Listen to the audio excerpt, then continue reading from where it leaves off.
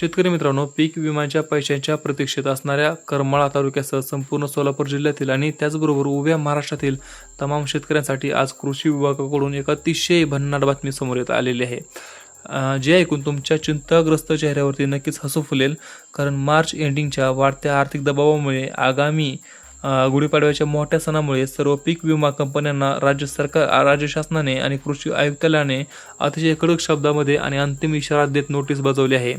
आजच्या या अत्यंत सविस्तर व्हिडिओमध्ये तुमचे रखडलेले पीक विम्याचे पैसे तुमच्या बँक खात्यामध्ये नक्कीच कधी पडणार, म्हणजे कधी येणार, याचं सर्वात मोठं आणि महत्त्वाचं रहस्य मी आज उलगडणार आहे.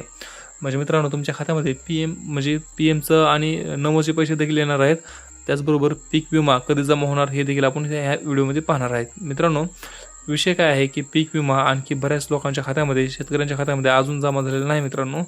तर तुमचे रखडलेले पीक विम्याचे पैसे तुमच्या बँक खात्यामध्ये नक्की कधी पडणार हे आपण आता पाहणार आहे मित्रांनो.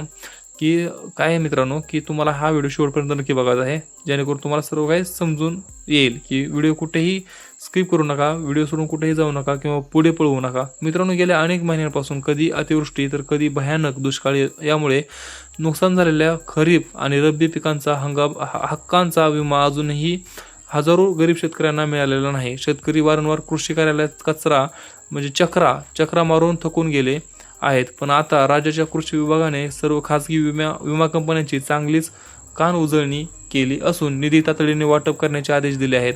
आता तुम्हा सर्वांना उत्सुकता लागून राहिलेली आहे की हे विम्याचे पैसे नक्की कधी येणार आणि ते हमखास कधी येणार. तर मित्रांनो, ज्या शेतकऱ्यांनी आपल्या नुकसानीचा क्लेम वेळेत आणि योग्य पद्धतीने पास केला होता, तसंच ज्यांच्या शेतातील नुकसानीचे पंचनामे महसूल विभागाने पूर्ण केले आहेत, त्यांना त्यांच्या पिकांच्या आणि हेक्टरानुसार दर 1000 रुपयांचा ते थेट 50,000 रुपयांपर्यंतची मोठी नुकसान भरपाई नक्कीच मिळणार आहे.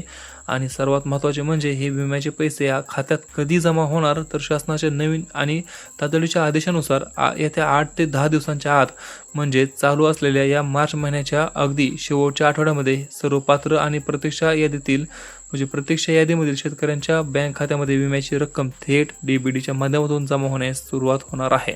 त्यामुळे आता सर्व प्रकारची चिंता सोडून द्या आणि फक्त आपल्या बँकेचे खाते चालू स्थितीमध्ये आणि आधार कार्डशी लिंक असलेली खात्री करून ठेवा. मित्रांनो, तुम्हाला ह्याबद्दल काय प्रश्न असेल तर आम्हाला खाली कमेंटमध्ये नक्की विचारा.